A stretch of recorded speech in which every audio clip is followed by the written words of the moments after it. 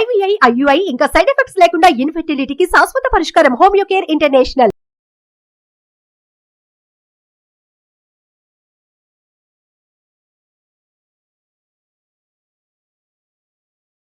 Welcome to Suman TV. నేను మీ Suman TV నేను and Rabindranath గారు చేసినటువంటి తిరుపతి దర్శనానికి వెళ్ళేటప్పుడు ఎలాంటి నియమ నిబంధనలతో వెళ్ళాలి అనుకునేటువంటి ఒక వీడియో చేసాం, పార్ట్ 1. దీనికి పార్ట్ 2 చేస్తామని చెప్పేసి ముందుగానే చెప్పాము. దానికి హ్యూజ్ రెస్పాన్స్ వచ్చింది. Thank you so much audience అందరికీ. ఎందుకనంటే దర్శనానికి వెళ్ళేటప్పుడు డెఫినెట్గా అక్కడ కొన్ని విశేషాలు ఉంటాయి, ప్రత్యేకతలు ఉంటాయి. దానితో పాటు మనం ఏ విధంగా వెళ్ళాలి అనుకునేటువంటి దాని మీద కూడా కొన్ని నియమ నిబంధనలు అయితే ఉంటాయి. సో ఆ ప్రాసెస్లోనే పార్ట్ 1 వీడియో చేసాము, మంచి రెస్పాన్స్ వచ్చింది. పార్ట్ 2 ఇది. సో దీన్ని కూడా పూర్తిగా చూడండి. చెప్పటం అయితే సెకండ్ వీడియోలో చెప్దామని చెప్పేసి అనుకున్నాము. స్టార్ట్ చేసే ముందు హలో సార్. హాయ్ అండి నాగరాజ్ గారు. పార్ట్ 1కి మాత్రం హ్యూజ్ రెస్పాన్స్ వచ్చిందండి. సో పార్ట్ 2 ఇది. తిరుపతి దర్శనానికి వెళ్ళేటప్పుడు ఎలాంటి నియమ నిబంధనలు పాటించాలి? తిరుమల తిరుపతి రెండు కలిపి మనం చేస్తున్నాం యాత్ర కాబట్టి ఈ పర్యటనలో స్వామివారి యొక్క దర్శనం ఎలా చేసుకోవాలి అన్న విషయం మీద మనం కొన్ని రకాల ఆల్రెడీ పార్ట్ 1 చేసాం. ఇప్పుడు ఎక్కడి వరకు వచ్చాం? మనం స్వామివారి యొక్క ద్వారం, మహాద్వారం దాటి వెలుపలకు వచ్చేదాకా మనం చేసాం. ఇప్పుడు పార్ట్ 2 చేయబోతున్నాం. ఇక్కడ కొండ మీద ఏమేమి చూడదగ్గ ప్రదేశాలు ఉన్నాయి, ఎలా చూడాలి, ఏమేమి చూడాలి, ఎందుకు చూడాలి, ఈ 3 కూడా మీతో పంచుకునే ప్రయత్నం చేస్తాను నాగరాజ్ గారు. అదే విధంగా కొండ కింద కూడా చూడాల్సినటువంటి మరికొన్ని విశేషాంశాలు కూడా ఉన్నాయి, అవి కూడా చూద్దాం. మనం వెలుపలికి బయటకు వచ్చిన తర్వాత మనం అనుకున్నట్టుగా లడ్డూ ప్రసాదం తీసుకున్నాం. అద్భుతమైనటువంటి మధురమైన లడ్డు, అది తిన్నాం. లడ్డూ తిని బయటకు వచ్చాం. సకుటుంబంగా అందరం కూర్చున్నాం. పుష్కరిణి ఒడ్డున కూర్చొని స్వామివారి యొక్క దివ్య లీలను స్మరించుకుంటూ ఆ ఎదురుగా ఉన్నటువంటి స్వామివారి యొక్క ఆ మహాప్రాకారం బయట వెలుపల చూసుకుంటూ స్వామివారి యొక్క ఆ దివ్యమంగళ స్వరూపాన్ని మరొక్కసారి మనం కళ్ళారా వీక్షిస్తూ మరొక్కసారి నెమరు వేసుకుంటూ మనం కొండపై నుంచి మన యాత్ర ముందుకు మొదలు పెడదాం.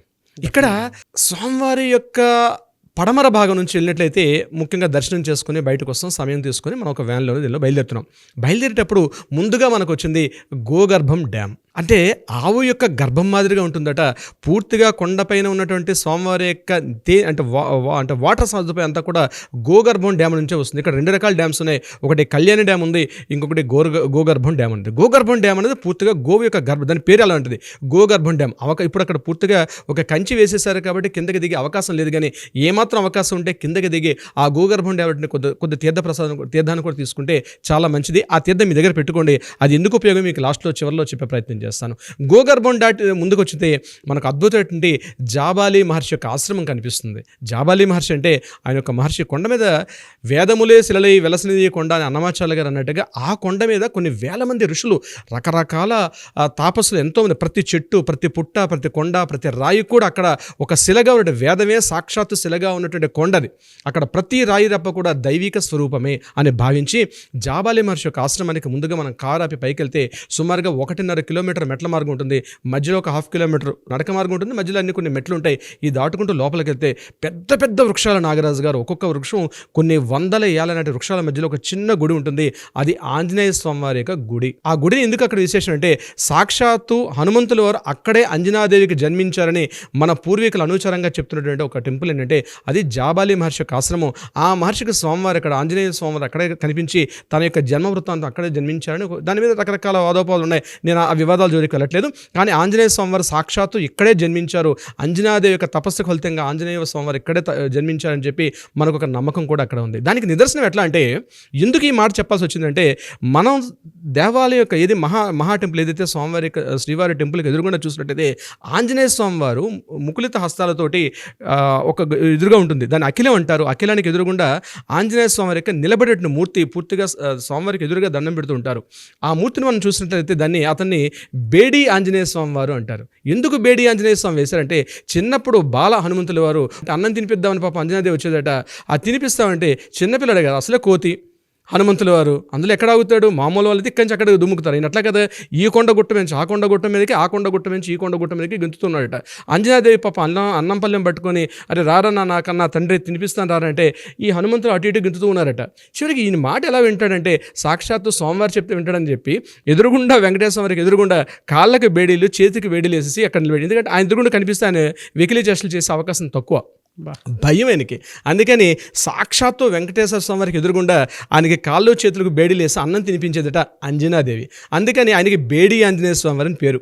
మీకు కనిపిస్తుంది. మీరు గుడికి వెళ్ళేటప్పుడు చూస్తే ఒక్కసారి బేడి ఆంజనేయ స్వామివారిని కూడా దర్శనం చేసుకొస్తే చాలా మంచిది. ఇది ఎగ్జాక్ట్లీ స్వామివారి యొక్క టెంపుల్కి ఎదురుగుండా ఉంటుంది. ఇప్పుడు మనం ఎక్కడికి వచ్చాం? జాబాలి మహర్షి యొక్క ఆశ్రమంలో ఉన్నాం. సో జాబాలి మహర్షి ఆశ్రమంలోనే ఆంజనేయ స్వామి వారి జన్మ వృత్తాంతం జరిగింది. అయితే ఆ గుడికున్న విశేషం చెప్తున్నాను. అక్కడ పూర్తిగా ఒక మహంతుల యొక్క స్వాధీనం ఉంది. అది తిరుమల తిరుపతి దేవస్థానం యొక్క ట్రస్ట్లో లేదు, గుర్తుపెట్టుకోండి. అక్కడ కొంతమంది మహంతులు రకరకాల పూజాధికాలు చేస్తుంటారు. ఆ స్వామివారికి గర్భగుడిలో ఎదురుగుండా అఖిలే అని ఉంటుంది, ఒక పెద్ద నేతి దీపం కొన్ని వందల ఏళ్ళగా అలా వెలుగుతూనే ఉంటుంది. వీలైతే అక్కడ బయట ఒక నేతి దీపం కొనుక్కొని అందులో వేస్తే చాలా మంచిది, శుభ ఫలితాలు కలుగుతాయని చెప్పి అక్కడ మహంతులు చెప్తారు. చిన్నగా ఉంటుంది కాబట్టి ద్రవ్యం కూడా చాలా తక్కువ అమౌంట్ కాబట్టి అక్కడ అందులో వేసే ప్రయత్నం చేయండి.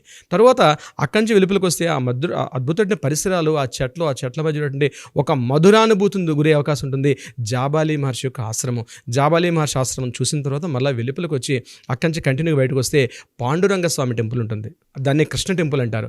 ఇక్కడ విశేషమైనటువంటి పాండురంగ స్వామి కృష్ణాలయం అనేది చాలా విశేషమైన గుడి. ఎందుకంటే కొన్ని వేల సంవత్సరాల క్రితం ఈ గుడికి ధూపదీప నైవేద్యాల్లో ఎవరూ లేనటువంటి సమయంలో ఇక్కడ హతిరామ్ బావాజీ అంటే ఒక మహానుభావుడు, అది సినిమా కూడా వచ్చింది, నమో వెంకటేశ అని ఒక సినిమా కూడా ఆ మధ్యలో వచ్చింది. ఈ యొక్క హతిరామ్ బావాజీ యొక్క జన్మ వృత్తాంతం మీదే తీసిన సినిమాది. ఈ హతిరామ్ బావాజీ స్వామివారి యొక్క ధూపదీప నైవేద్యాలు వేస్తూ ఈ రోజు కనిపించే అనేక రకాలటువంటి విశేషాంశాలను కూడా స్వామివారికి అక్కడ చేస్తూ ఇతను సజీవంగా సమాధి అయిపోయినటువంటి ప్రదేశమే ఈ హతిరామ్ బావాజీ యొక్క ఆశ్రమం. ఇది కృష్ణాలయం బయట ఉంటుంది. ఇది మనం జాబాలి మహర్షి ఆశ్రమం దాటి 1 కిలోమీటర్ 2 కిలోమీటర్ల ముందుకు వస్తే లెఫ్ట్లో కృష్ణాలయం కనిపిస్తుంది. తప్పనిసరిగా ప్రతి ఒక్కరూ దర్శనం చేసుకోవాలి. ఎందుకంటే ఆ మహానుభావులు లేకపోతే ఈరోజు వెంకటేశ్వర స్వామివారు అన్నవాళ్ళు మనకు బహుశా పరిచయం ఉండేవారు కాకపోవచ్చు. కాబట్టి తప్పనిసరిగా హతిరామ్ బావాజీని దర్శనం చేసుకోవాలి. అక్కడ కృష్ణుడు కూడా అద్భుతమైన ముగ్ధమోహన సౌందర్యాన్ని కలిగి ఉంటాడు. ఆ దేవాలయాన్ని దర్శనం చేసుకోవాల్సిన అవసరం కూడా ఉంది. ఆ దర్శనం చేసుకొని మళ్ళీ కొద్ది మెట్లు ఉంటాయి, అవన్నీ దర్శనం చేసుకొని వెనక్కి రావాలి. మరలా చేసుకొని హతిరామ్ బావాజీ వారి యొక్క సమాధిని, అదేవిధంగా కృష్ణుని దర్శనం చేసుకుని వెలుపలకు వచ్చాక స్ట్రైట్గా ముందుకెళ్తే పాప వినాశనం అన్నటువంటి ఒక డ్యామ్ కనిపిస్తుంది. మన పాపాలను పూర్తిగా హరించినటువంటి అనేక తీర్థాలు ఉన్నాయి. అనేక తీర్థక్షేత్రాలన్నీ కూడా కొండపైన ఉన్నాయి. కాబట్టి అందులో విశేషమైనటువంటి 2 తీర్థాలు, ఒకటి పాప వినాశనం, రెండవది ఆకాశగంగ. అందులో మొట్టమొదటిగా మనకు వచ్చేది పాపనాశనం. కాబట్టి పాపనాశనం దగ్గర వీలైతే అవకాశం ఉంటే స్నానం చేసి అక్కడ కాస్త మన పాపాలని హరించే ఒక అనుభూతి, అక్కడ ఎదురుగుండా అమ్మవారికి గుడి కూడా ఉంటుంది, అక్కడ కాస్త ధూపదీప నైవేద్యాలు వెలిగించి పాపనాశనం డ్యామ్ చూసుకొని ముందుకెళ్తే ఆకాశగంగ కనిపిస్తుంది. ఆకాశగంగ అంటే ఆకాశరాజు గారి యొక్క పుత్రికే పద్మావతి అమ్మవారు. కాబట్టి ఆ ఆకాశగంగ అంటే స్వామివారికి అభిషేకానికి ఇక్కడ ఆ టైంలో తీర్థాలు లేవన్నప్పుడు ఆయన విల్లుకు పెట్టి ఒక బాణాన్ని వేస్తే ఒక తీర్థం ఒక జలం స్రవించిందట. అదే ఆకాశగంగగా మారింది. ఆ గంగను కూడా మనం దర్శనం చేసుకొని వీలైతే అక్కడ కూడా తీర్థప్రసాదం తీసుకొని అక్కడ సుదర్శన చక్రతాళ్ వారి యొక్క ఒక పాప మోచనం కోసం అని చెప్పి అక్కడ ఒక విశేషం, ఒక తీర్థం ఉంది, చిన్న గుండంలో ఉంటుంది. వీలైతే ఆ గుండంలో కూడా స్నానం చేసి అక్కడ నుంచి ఆకాశగంగ దాటిన తర్వాత మళ్ళీ మనకు అవకాశం లేదు, పూర్తిగా ఫారెస్ట్ డిపార్ట్మెంట్ వాళ్ళ యొక్క అనుమతి తీసుకుని ముందుకు వెళ్ళాలి. ఇంకా చాలా తీర్థాలు ఉన్నాయి, శేష తీర్థం ఉంది, రకరకాల తీర్థాలు. ఇంకా అక్కడికి వెళ్ళకుండా ఆకాశగంగను చూసుకొని మళ్ళీ వెలుపలికి వచ్చేయాలి. మళ్ళీ మన రూమ్కి వచ్చి ఇక్కడతోటి తిరుమల కొండ యొక్క దర్శనం పూర్తయింది అనుకుంటే అయిపోలేదు. ఇక్కడ మెయిన్ ఏంటంటే స్వామివారి యొక్క శిలాతోరణం ఉంది. ఖచ్చితంగా మన పిల్లల్ని తీసుకెళ్ళి చూపించండి.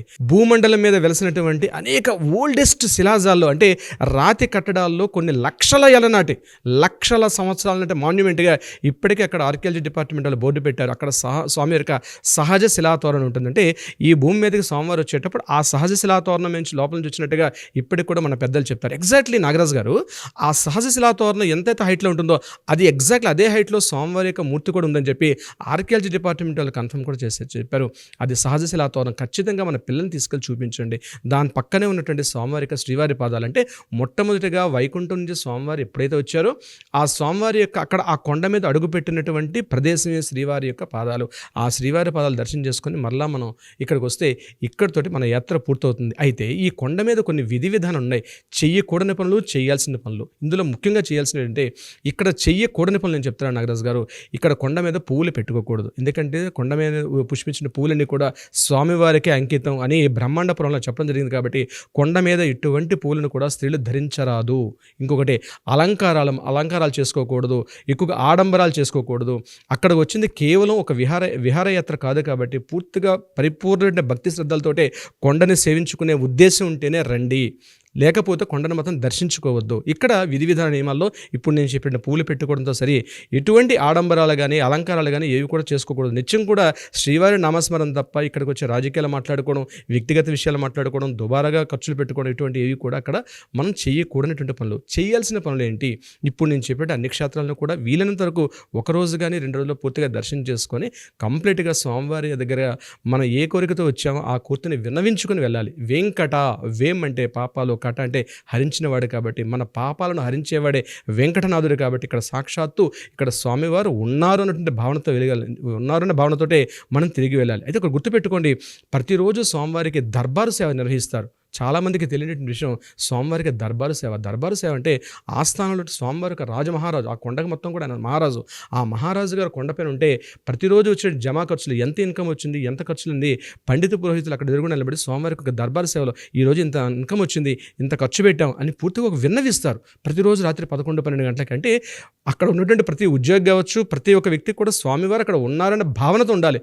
దర్శనం కూడా మనం ఏదైతే కోరికతో వెళ్ళామో ఆ కోరిక పూర్తిగా నెరవేరుతుంది. ఈ యొక్క భావనతోటి కొండ మీద యాత్ర పూర్తవుతుంది. అయితే ఇక్కడితో యాత్ర అయిపోయిందా? లేదండి. కొండ కిందకి దిగాం.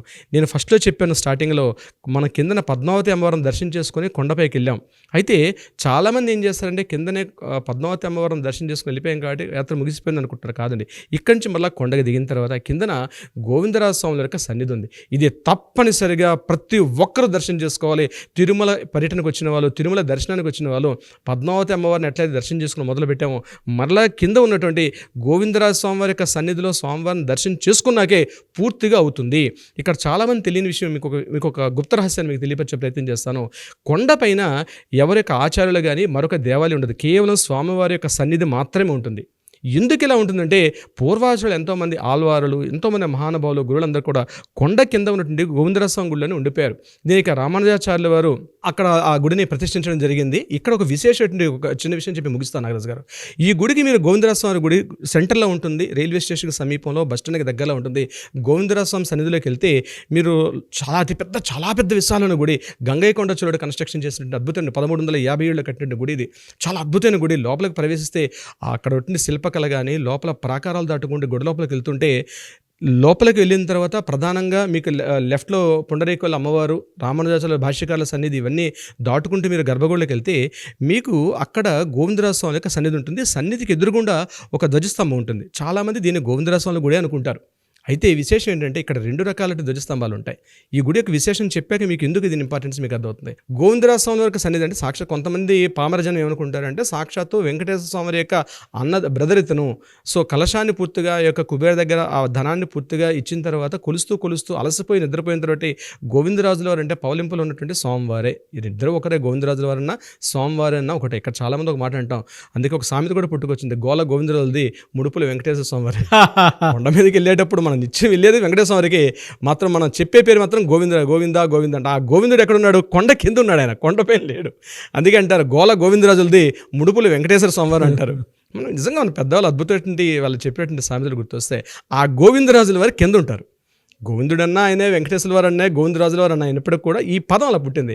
సో కింద గోవిందరాజుల వారు ఉంటారు. ఈ సన్నిధిని మనం దర్శించే చాలా పెద్ద మూర్తి ఉంటారు. లోపల ఒక 8 అడుగుల విశాలంగా స్వామివారి పౌలింపు సేవలో ఉంటారు.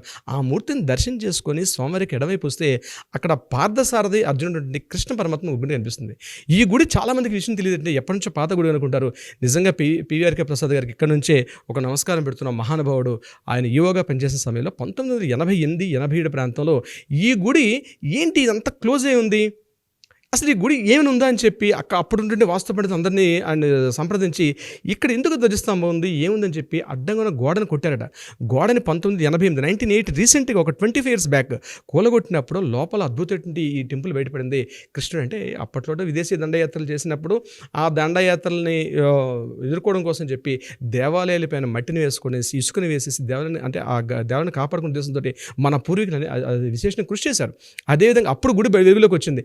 ఆ గుడిని కూడా కూడా దర్శనం చేసుకోండి. ఆ పక్కనే అమ్మవారి యొక్క ఆండాల తల్లి ఉంటుంది. నీలాతుంగ స్తనగిరి సుత్వం ఉద్భోజ్య కృష్ణ అన్నట్టుగా ఆండాలమ్మ తల్లి, ఆ గోదా తల్లి యొక్క విగ్రహం అక్కడ కుంకుమార్చన చేయించుకోండి. ఆ తల్లి చెట్టు కుంకుమ ప్రసాదం తీసుకోండి. ఆ వెలుపలకు వచ్చిన తర్వాత కళ్యాణ వెంకటేశ్వర స్వామివారు ఉంటారు. ఇక్కడతో ముగుస్తుంది స్వామివారి యొక్క కళ్యాణ అంటే పద్మావతి అమ్మవారితో మొదలైన యాత్ర. మరలా కళ్యాణ వెంకటేశ్వర స్వామివారిని చూసిన తర్వాతే తిరుమల పర్యటన, తిరుమల దర్శనం పూర్తయినట్టుగా మన పూర్వీకులు, మన ఆచార్యులు చెప్తారు. ఆ కళ్యాణ వెంకటేశ్వర చిన్న హైట్లో ఉంటారు. శ్రీదేవి భూదేవి సమేతంగా కళ్యాణ వెంకటేశ్వర ఉంటారు. అక్కడికి వెళ్ళి స్వామివారికి నిత్య కళ్యాణం జరుగుతుంటుంది. అక్కడ మనం అర్చన చేయించుకుంటే స్వామివారికి మన శిరస్సు మీద ఆ తలంబ్రాలు వేస్తారు. వీలైతే ఆ తలంబ్రాలు చక్కగా మనం పెట్లో పెట్టుకొని ఒక చిన్న కవర్లో పెట్టి ఇంటికి వచ్చిన తర్వాత మన ఏంటి శుభపరిణామాలు ఇంట్లో ఏదైనా మంచి జరిగేటప్పుడు ఆ అక్షతలు అన్ని చోట మనం వేసుకుంటే చాలా మంచిదని చెప్తారు అక్కడ ఉండే ఆచార్యులు. ఆ దర్శనం చేసుకొని ఇక్కడితోటి గోవిందరాజుల వారి యొక్క టెంపుల్ పూర్తి చేసిన తర్వాతనే మన తిరుమల పర్యటన పూర్తవుతుంది. నాగరాజు గారు ఎంత అద్భుతంగా చెప్పారో సార్. అసలు ఎంత ఎక్స్పీరియన్స్ చేసి ఉంటే, లోపల ఎంత బాగా ఆలోచించుకొని ఉంటే, అంటే అమృతంలా ఉంది మీరు చెప్తుంటే. Thank you so much Ravindranath garu. Thank you so much అండి.